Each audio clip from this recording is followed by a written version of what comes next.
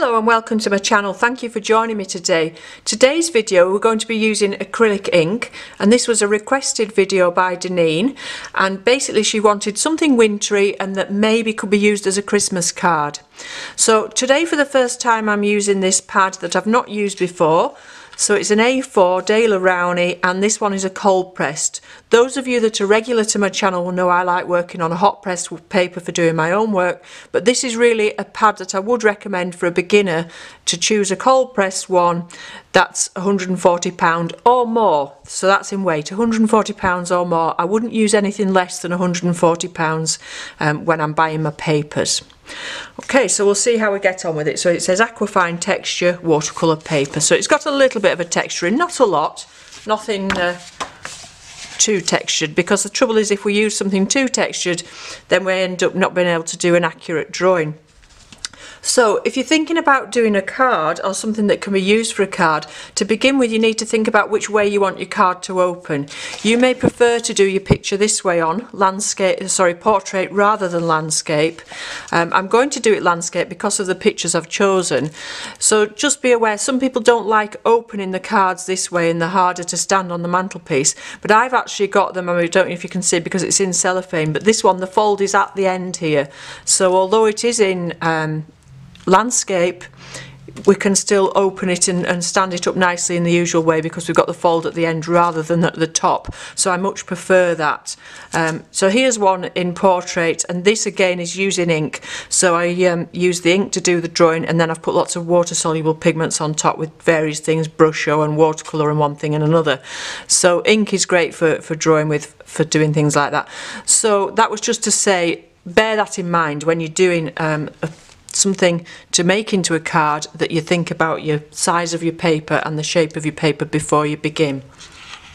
So to begin with, the first thing that I'm going to do is put a margin around my paper, and it's easy just to do it the width of your ruler because it all remains still in proportion if you've got the same margin all the way around.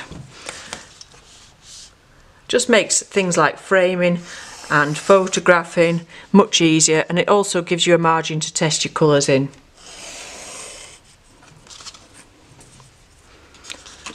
Okay, so I've chosen two pictures off the internet to work from that I'm going to combine and just use bits of. I'm not going to do the whole thing just as they are. I'm just going to use them for a bit of a reference for colours and ideas. So some nice shapes of some trees, the nice shadows on the snow there, and the lovely colours in the sky.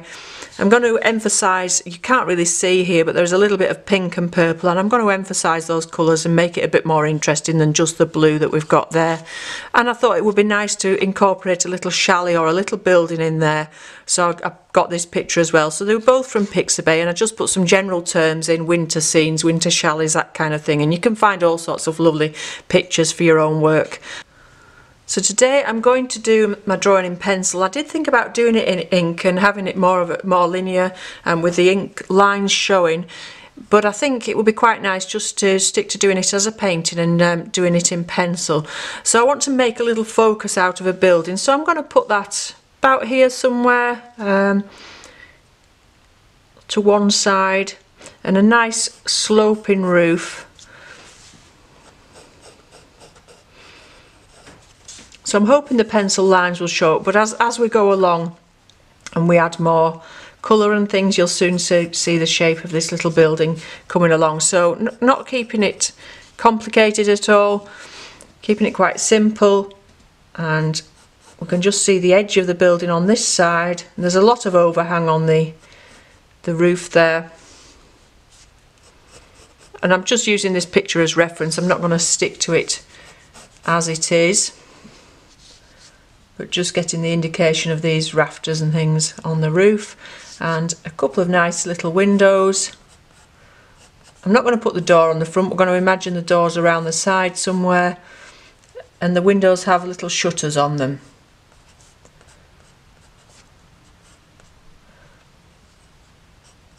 Maybe a centre to the windows, but again we're not going to overdo it. And rather than have that cellar or whatever it is underneath there showing, I'm going to put the snow coming across and nice piled up across the front there, and then bring it down slightly And that's enough for my little shape of the shed itself, sorry, chalet rather than shed. And we're going to now put on the snow. So make it a nice big heap of snow on the top there. I'm just struggling now here. I'm looking at the side of it and wondering whether I should put some down here maybe. Get rid of that line there. Make it go more around the corner.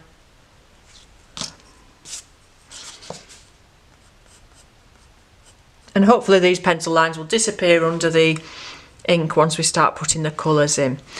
So we want to have a nice bit of sky showing, so we don't want to cover up too much of that sky with trees, but we do want the trees to come into the side of the hut. Now if you look at this one, it's going off the top here, but we'll make them more on the actual picture.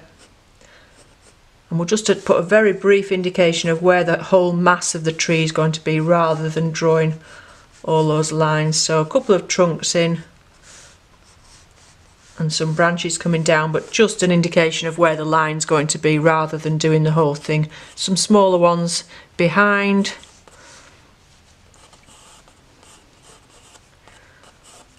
And then a nice big one to the side here. And we can use this picture now looking at the shapes of the top here.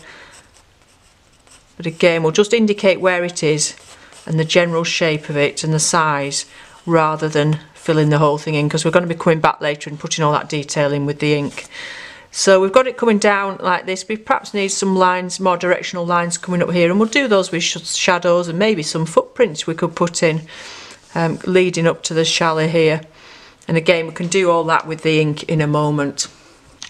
Before I start applying any ink, because I'm going to use it as a paint, so I'm going to be using it with water, I'm going to just put the clips on the edge there. Oops, that's not lying flat, that's better. And that'll just stop it buckling if it is going to buckle. Like I said, I've not used this paper before, so I don't really know, but we'll just pop those there for safety's sake. So I'm going to use this plastic tray for mixing my colours in. One I got from, I think it had some yoghurt pots or something like that in, and I often get these from the supermarket to reuse them rather than using my palette that I use for my watercolours, because I don't want the inks to dry on that. So the inks that I've got today are actually the Pearlescent ones, and if you see, the colour settles at the bottom of the bottle, so it's a good idea to give them a really good shake before you begin. So these are the Daler Rowney ones, the Permanent, the Light Fast, and the Pearlescent. So these are good for things that you're going to be doing at Christmas, where you've got that little bit of pearlescence, rather than just having it with a flat colour. So the great thing about the inks is that they are permanent, and that once you've got the colour on there and it's dried, you can't lift it, but you can layer it if you're using it with water. You can build up the colour. So we'll start with the lighter colours as we would with watercolour and build the colour up gradually. So I'm going to start with thinking about the sky, and we want all of these nice colours in. I was just seeing if you've got any names on them. Platinum Pink, this one's called, so we'll get some of that out. The other two I've already got out, the blue and the purple. Let's just look at the names of those whilst we're here. So that one is Moon Violet, so I've got Moon Violet and I have got Galactic Blue. Aren't these fabulous names? And the silvery one here is called White Pearl, so we'll get some of that out as well to also mix into the sky. So how transparent they are is going to depend very much on, there's not as much left in there as in the others. I'm just going to tip it out rather than use the little dropper. These little droppers, they can sometimes get dried ink in the end of them, and it means that you can't always use them as you'd like to. Sometimes I get a pin and clean them out. So the brush that I'm using here, I've just got one of the Taklon ones. I don't want to spoil my best watercolour brushes using them with ink. I'm going to wet the sky before I do anything else.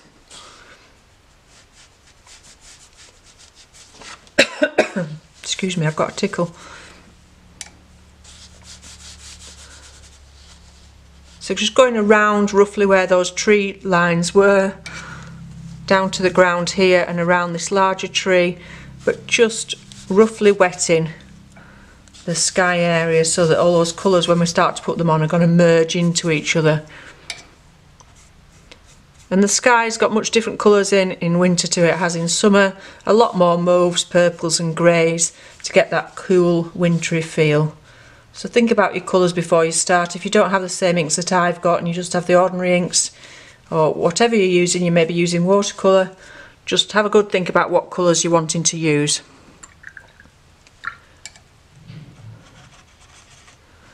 So it's much bluer at the top and then a rush coming down to slightly lighter in the base here, but because we've got that water in, can you see how that ink is really moving out into that water quite quickly, much more quickly and more intensely than perhaps your watercolour paints would.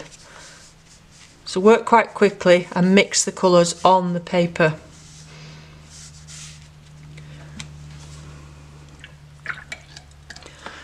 And don't forget, we're going to actually see a little bit of the colours coming through the trees, so maybe I'll just wet with a damp brush, just bring some of that colour onto that bit larger tree, because we are going to see that colour through the branches, but we can put more back later as well. We'll just concentrate on the sky for now. And some little touches of pink, because we do have pinks in the sky, particularly in the evening and early morning. I'm hoping that the camera picks up these lovely colours the way that they're merging on the paper. And again, I'm just going to wet this edge here because some of these colours will be coming into these trees and showing behind one or two of the branches. And you can move this, because it's still wet, we can move it as it's drying as well. And then some of this lovely, lovely purple. And if it's too dry, you can add a little bit of extra water. And just let all those colours merge together. And we'll take it across to the other side of the tree as well. So this is just having a bit of a play, deciding where you're going to pop these colours and letting them flow into each other.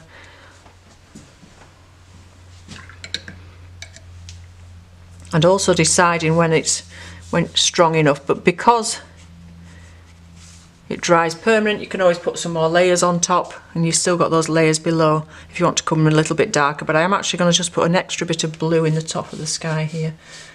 Whoa, it's really lovely.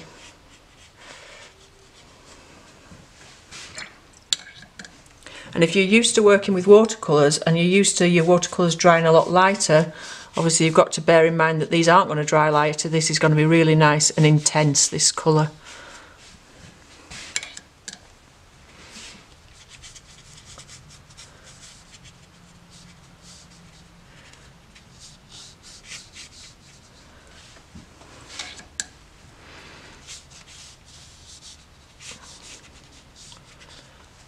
And if you wanted, you could actually just drop some water in, especially if you wanted maybe some clouds or something, and let it move the pigments around.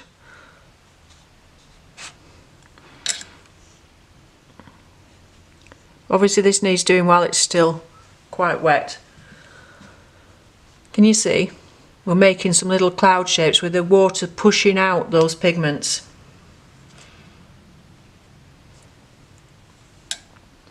I might even drop a little bit of extra water in and drop an extra bit of this pink in places as well.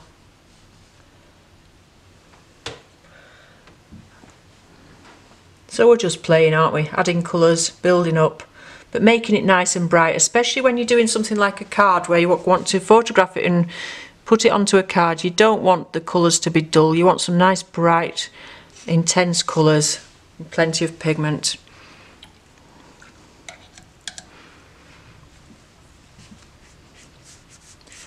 And one or two directional lines, maybe just pull that colour as if it's pointing towards the chalet, so that the chalet is going to be the centre of attention there. And actually we've got a nice cloud pointing down in this direction, but that's all completely accidental, where I just dropped in that water to make those clouds. Okay, so we'll leave that sky now. We want that to dry before we put these trees on or do anything with the little house. So we'll come to the foreground, and again we just want the same colours in. We don't want anything too different. We want it to be a nice harmonious little picture, so we don't want to be introducing lots and lots of colours.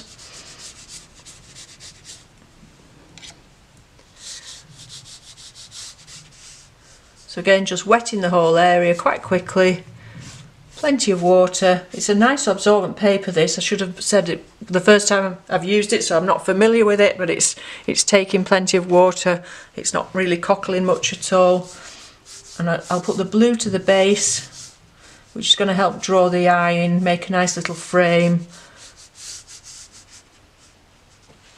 Don't forget, this is snow, so we don't want too much colour, although if we look at this one, see where the shadow is, how much colour there is there. So don't imagine that snow is white and you should be just painting white. You're not. You've got all these colours of greys and mauves and blues.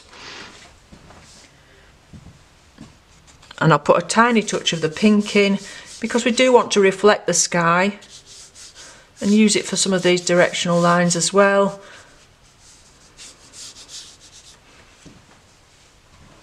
And again, a tiny bit of the purpley colour. So I'm not using the proper names, am I? But the names are so fancy. And then we'll pop in some of the silvery colour as well.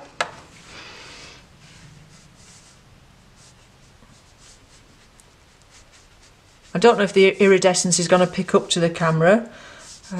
Now this is the thing, when you come to take a photograph of your work to make into a greetings card, you need a good camera.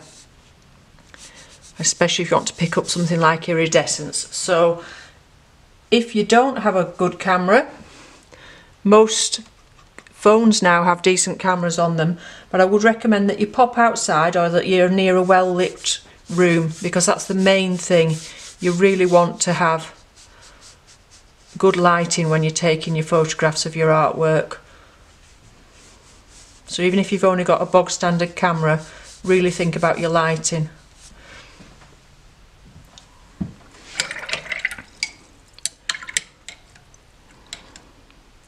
And again, I'm going to drop a little bit of water in there just to get some bits of interest.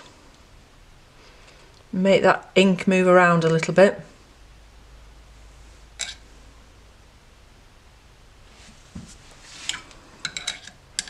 And if you overdo it, you can manipulate it with your brush. It's very easy to overdo it with inks because you get so much pigment and so much colour out of them.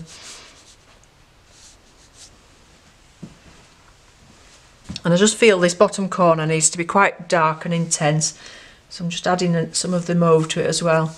And this is something we can do as it's drying, is add some extra shadow colours by letting those two colours of the blue and the purple mix together. We're obviously going to have shadows here under the trees, but we can add some of those later. And if there were some footmarks and things, they'd cast shadows in the snow. We need to be careful we don't get rid of all the white.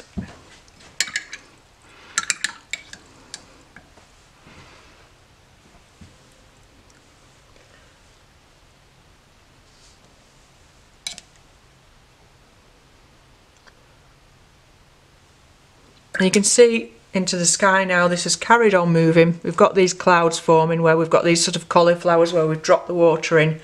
And that's made some pretty clouds. At the moment the eye's going very much towards them, but it won't be quite the same once we get the detail in with the trees. Now I'm looking at this and how intense we've got it here. I'm still feeling we need a little bit more blue in the sky. But of course we can come back and do that once it's dry.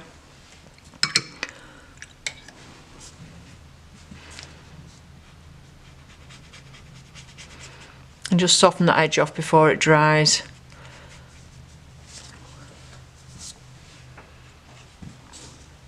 Some of the mauve as well. I'm using it quite neat out of the palette here. I've not added, apart from the water that's on my brush, but you could water this down much more if you wanted them to be more transparent. Now at this stage I think it'd be a good idea if we just left it to dry, see what happens with that ink, and then come back to it and work on it again to do this detail and maybe do more shadows and things in the snow.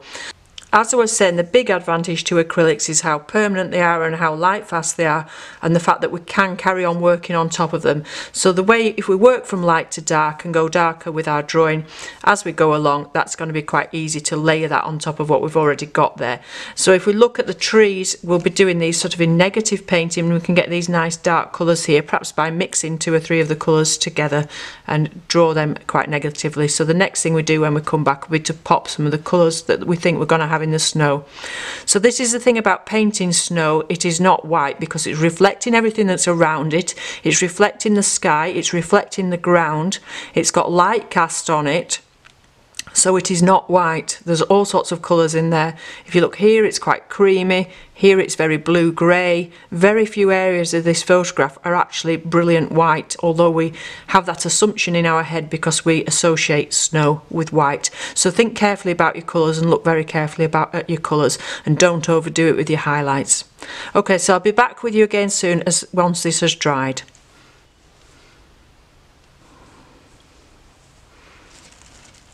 Okay, so I'm back now, and I actually went to lunch while that was drying. So what I did was I popped a little bit of cling film over the top of these inks to try and keep them dry, because of course, unlike watercolours, once these are dry, they're dried hard and that's it, you can't use them again. So you don't want to be wasting them. So I think they're still, yeah, you can see they're still wet there. I just gave them a little bit of a spritz of water and that cling film just to keep that moisture there whilst I had my lunch, so that we didn't waste those paints, and I'll keep that cling film for something else. So really, as I said before, we've got all these different colours in the snow, but we still want the snow itself to be much lighter than the sky and to have that appearance of being white. I quite like the way we've got this nice dark area of the sky up here and dark down here. As the ink has dried, it's sunk into the paper a little bit more. Things have continued to move into the paper as it's been drying, and we've got more sort of cloud shapes, and I think it's worked quite nicely. So we want those similar colours. I don't want to bring in too many extra colours into this picture. I want to keep it all pretty similar. Excuse me, I don't know if you can hear that. We've got an aeroplane going across. So to begin with, I think we'll just get some of the colours of the snow in, and then on top of that we'll put the darks for those negatives. So we'll do the whole thing and then we'll come back with these darks. So I will make, I'm going to put a lot more water into this blue and make it a lot lighter than the sky. And I'll actually wet the paper as well. So that's going to be introducing even more water. So start just at this side with this one nice big tree that was going all the way up to the top there. Wetting that. And adding those colours quite pale.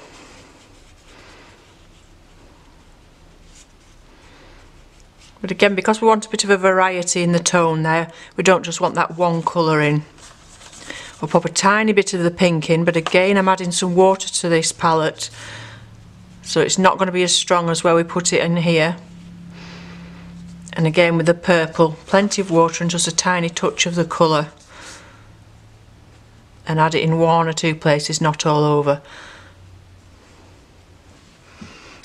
And if you did want to add some more water to make it even lighter, you could just dab some water in, and that'll move the pigment around and give us a few different shapes as well. And then we can leave that to dry before we come back and put those negative shapes in. And the same over here with these trees. So we've got a couple of bigger trees here, and then some smaller ones peeping up from behind the little chalet. And of course we've got the snow on the roof, don't forget to go over that, so that's snow as well. And that can be a little bit darker maybe than some of the trees.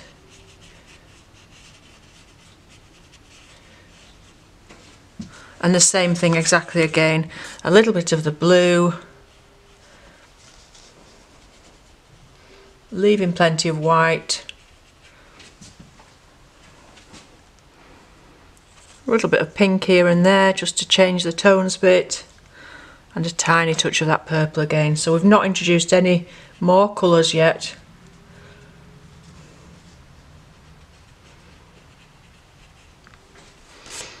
Whilst I'm leaving those to dry a while, I've been thinking about getting these darker colours in and what colour that we're going to use for the chalet.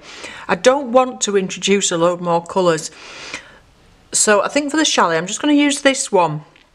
And what a mess it is. It's I can't read the colour because it's a grey. And if you look at that, it's a very pale grey. But that's because it needs a good shake up. Can you see how the colour's changing as I'm shaking it up?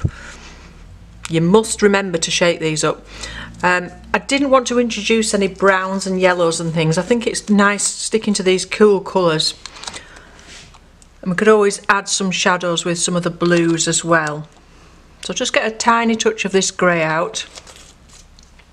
Clean my brush. So don't forget to clean your brush well in between. And if you want the colour to go on quite thickly, make sure your brush isn't full of water. And just the areas where it's actually wooden, I'm going to fill in. Can you see it's going out a little bit into the snow area there.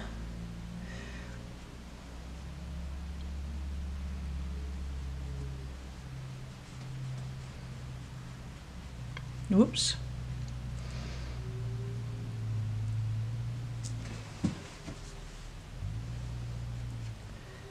So I'm going to do the whole thing. But I'm going to leave those windows and the shutters for later. I'll probably get a smaller brush. This is a bit of a big clumsy brush. I was just using a brush that I didn't really want to use for my watercolours after I'd used it for the acrylic ink.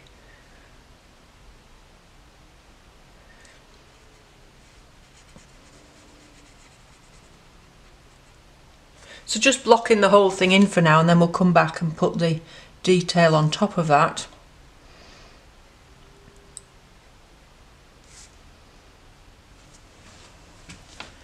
And can you see there how it's not quite dry to this side where I put that wash on for the snow of the trees?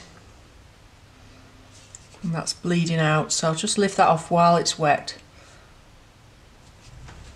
And also I do think it's a little bit heavy. I'm just going to put one or two stripy lines down as if we've got some. So if with your brush, if your brushes are just damp, whilst it's wet, just put one or two little lines, vertical lines, to make it look as if that's the logs that are making up the shape of the building. Just looked a little bit blocky. But we will put more detail over that once it's dry. Now that's dry, I'm going to start and get some of those negative shapes that we talked about with the branches. And I'm going to use, I've got all three colours mixed together to get a much darker colour there with no water added to it, but I'm actually going to add some of that grey to that as well to make it nice and dark. Just a little spot of that in there, and let's see how dark we can get it. I mean, we could of course use blacks and the sepia ink that I've got and things like that to do these shapes, but I think it's nice to keep it all pretty similar. I'll just add a bit more of the purple and blue as well so we don't run out.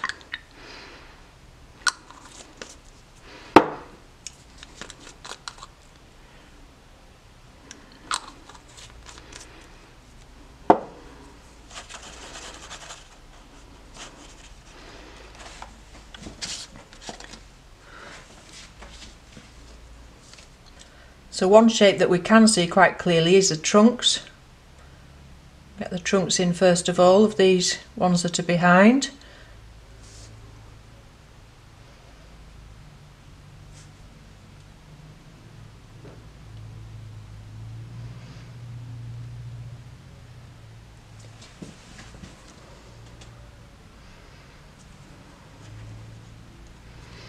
And then where the snow isn't settling, so the snow is obviously not settling on the underside of the branches, it's on the upper side of the branches.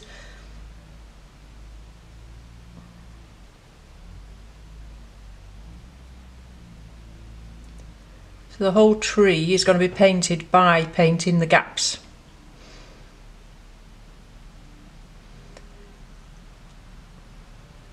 So I'm basically just letting my hand shake a little bit, jump up and down, so that we've got these random shapes. And you'll see more darks in the centre where the trunk is. I mean, don't just draw the trunk solidly.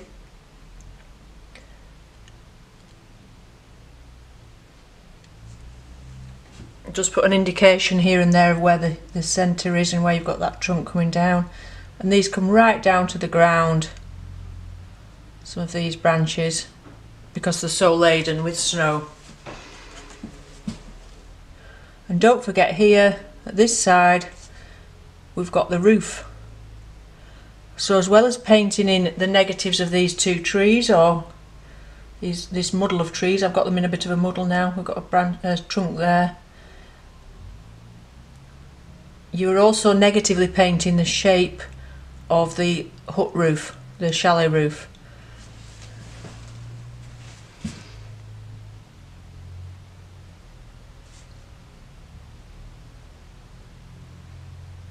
And you can't just see the top of that tree because it's up into that dark sky, but that's, you know, how it would be. If it was that dark, it's going to be, the tree's going to be darker up there as well. And you can just put a little line up there just to indicate the top of the roof as well. And then we'll move on to these ones further across.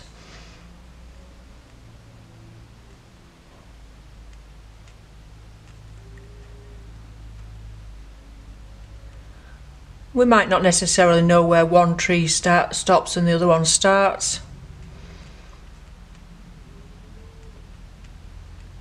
And again, don't forget about just popping some to the edge of that chalet so that we know where the snow is on the roof. And really with that snow on the roof, we don't want to do too much more at it.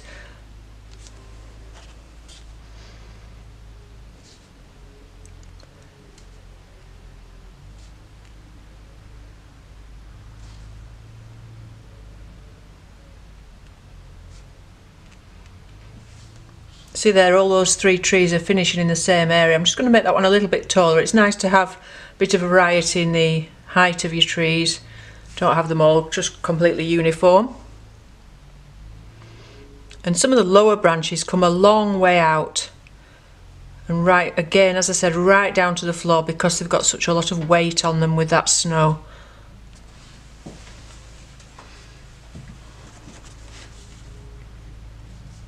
Now I didn't pencil one in here, but I'm going to put another little one further back there as well.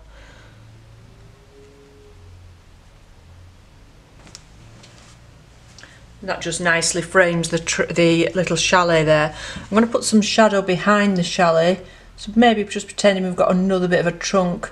Again, that's just going to make the chalet shape come out a bit more.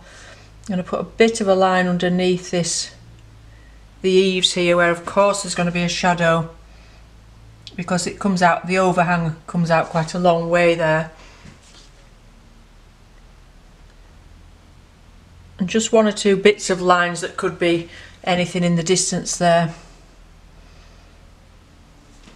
Things stacked up against the chalet itself. So again, another bit of a broken line there for maybe a bit of shadow that the snow's casting on the roof.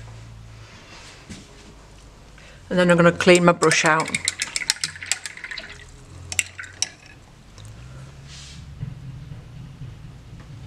So we talked earlier about these little shutters at either side, and I think we'll perhaps think that those are painted purple. Again, because I don't want to introduce too many more colours, they're actually painted red on the, well, sort of an orangey colour on the one here, with the window frames as well. So we'll pop the shutters to either side of the window that are open. They might look a bit like curtains actually, mightn't they? But you can have a bit of a think about what you're doing with this. And then the centre of the window, and I'll put a frame across as well, and leave the windows for now, because what I want to get the idea that there's somebody in this chalet with the fire lit, so we're going to actually put a little bit of a glow in those windows later on once that's dried. And I'm going to get some of the grey now. I'm just going to show you, see how quickly it separates, the pigment separates on the palette. It needs mixing up every time. And the same with shaking your bottles, shake them every time you get new paint out. Sorry, ink, not paint. So again, if I'm looking at the picture we've got that beam coming down the centre there, and we've got a lot more shadow under here. Just put an indication of one or two of those log shapes again in between where we did it before. Maybe some shadow definition under the window there. A little bit more up here, so you can keep building up a bit of definition and maybe even introduce some colour to that whilst it's wet. You know, in the whole scene, this is the darkest area that you're going to see, so that needs, the colour needs building up on that. And while it's wet, we'll just add some blues into it as well and just let them run together a bit, just to give us a bit more shadow and interest. Put some of that under the window, because again they'd have quite thick, quite prominent window ledges. They wouldn't just be flat to the window, so that you would get a shadow cast underneath those. So if this side's in the shade, if under here is in the shade, we're imagining there's more light coming from this side of the picture, although it'd be quite a low light because it does look quite evenly. That does mean that this little chalet is going to be casting a shadow on the snow here. So let's just indicate that. Although we've already got some darker colours there, we'll just put some extra in, and then add a little bit of water. Make sure the shadow goes right up to the chalet itself, and then just bleed that in, blend that in. And the good thing is you're not going to disturb any of this ink underneath that's completely dry, that we did before lunch, because that's already dry and permanent. And again, we could put a bit of a shadow from these trees. And you might not want to actually soften these edges off too much. You might want to leave them quite obvious there, the tree shapes. And again, maybe one or two shadows here, but maybe not so many there because they're sort of over the ridge of the hill there. It's always difficult deciding where to put shadows when your picture is mostly imaginary. I'm just going to soften this a little as well. Not overly happy with the painting of the chalet itself, but it just gives us that little impression. Now we'll move over onto this larger tree and go back to this same colour. Again, mix it up. It's all separating on the palette here, so keep mixing your acrylics as you're going along. And we want this right to the top.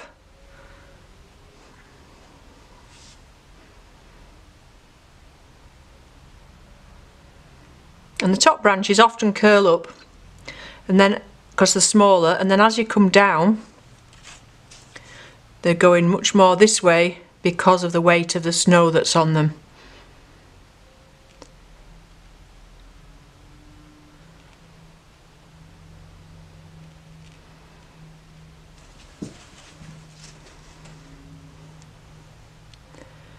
Just keep sort of indicating the centre of the tree. Break these lines up, put some extra dots and dashes in.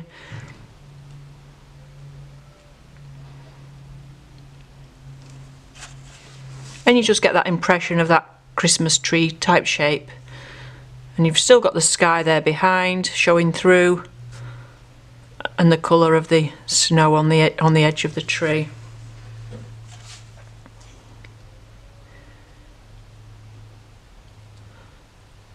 Try not to make it too even. At the moment that's very even. I'm going to bring some of these branches at this side out maybe further than the other side, and make one or two of them different shapes, make them hang down more.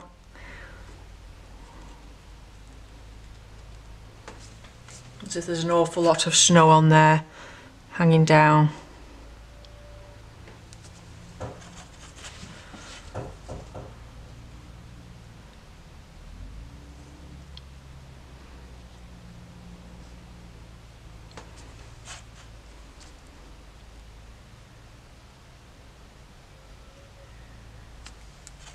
Again, it's difficult to know where the shadow is going to be on this tree because when it's imaginary, but I think we will pop some shadow in beneath this one in a moment as well.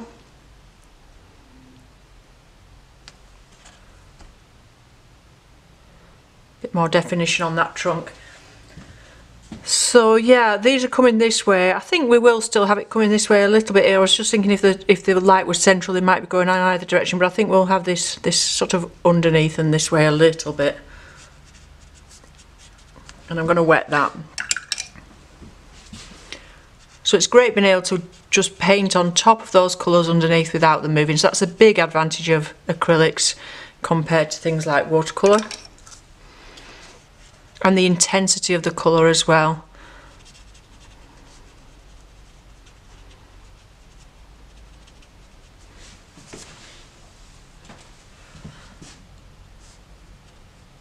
Pop a bit more in.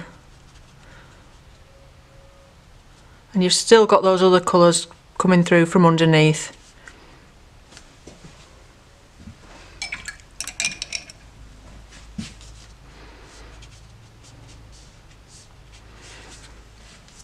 Now I still feel we need to go a little bit darker in the trees themselves, so I'm going to go with another layer, maybe put some of the grey in one or two places on the sides of the trunks, but also just here and there, just make it a bit more interesting, and also that brings that grey into the rest of the picture, not just near the chalet.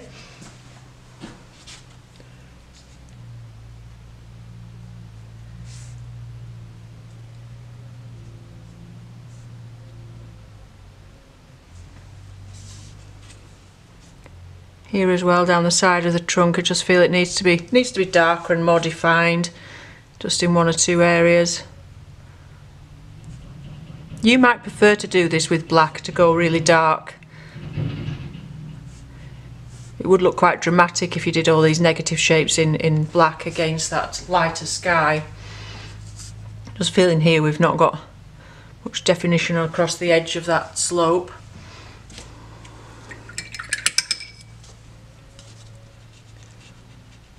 Just soften that off and bring it in there a bit, and feeling maybe we could do with a bit more pink in places. So now I'm just adding plenty of water and getting a touch of pink on my brush. I'm just going to lightly add it here and there where I feel it needs warming up a little bit. But we don't want to cover up where all that snow is on the ground there. Just put a touch on the roof. One or two bits in some of the trees, and at this point we could go on adding and building up, but we need to know when to stop. I actually think it's making quite a pretty little picture just as it is at the moment. We don't want to lose all that white. If you did lose your white, you could come back in and pop some of the what colour was it we used earlier? White pearl. Let's see how that sits on top of some of these colours. This is just an experiment really, seeing how it sits on top of some of these darker colours. See, it's not going to cover them, but it's going to add a chink of light to them.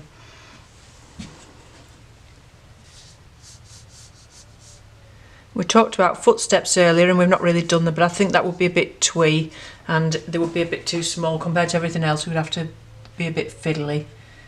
So yeah, if you've lost some of the snow, you can pop it back on with this white, or just put it on to catch the light where you think the snow is going to be showing up more.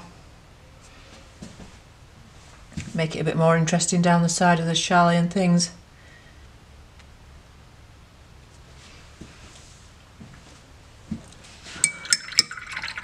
Okay, so all I want to do now is, like I said, it look as if somebody is in that little chalet. Now I don't have a yellow acrylic ink, so what I'm going to do is get a crayon to do that with. As you know, I have a tin of all sorts of different crayons, and this one, some of them are just ones the children used to have at school, and this one is called West Design, and I have absolutely no idea where it came from, but it's yellow, but it's a very orangey, bright yellow, and I just wanted it to look as if that chalet is nice and cosy inside. So you could do this with acrylic paint, you could do it with a felt tip, or you could do it with your acrylic ink if you've got a yellow or orange one, or even watercolour if you've got watercolour, but you want it to be nice and strong. You don't want it to be too transparent. You want to really fill that in nice and yellow.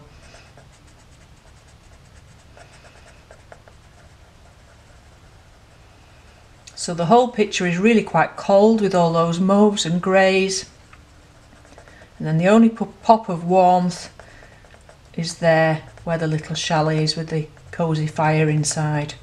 That's the idea behind the whole thing, really.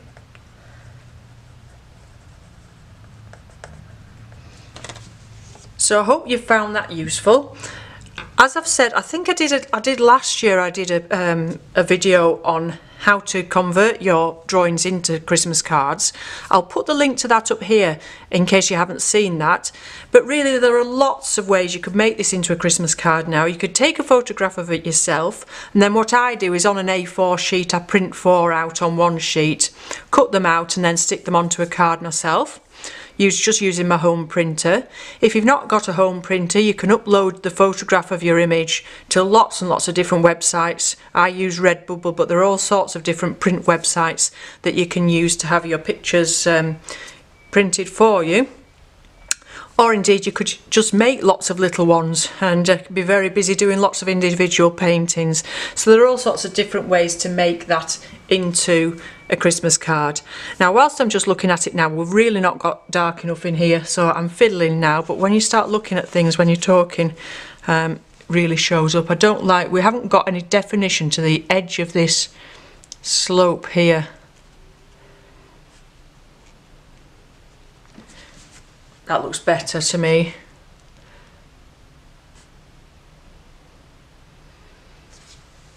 In fact, what I might do, I'm just going to get some of the blue and some of the silver, mix them together with a little bit of water, and I'm going to put a distant hill in here.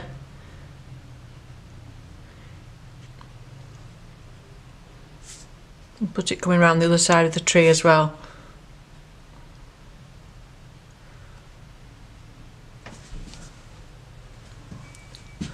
A little bit more blue.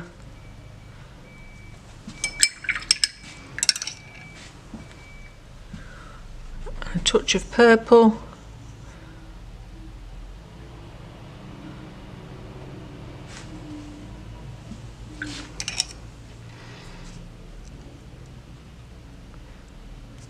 To me that just looks a bit better. It looked like it was, I don't know, this tree didn't look like it was anchored to the ground somehow. It didn't look like it was part of the painting. Sorry about that, interrupting what I was saying, but you know, when you stood looking at something, these things pop out to you.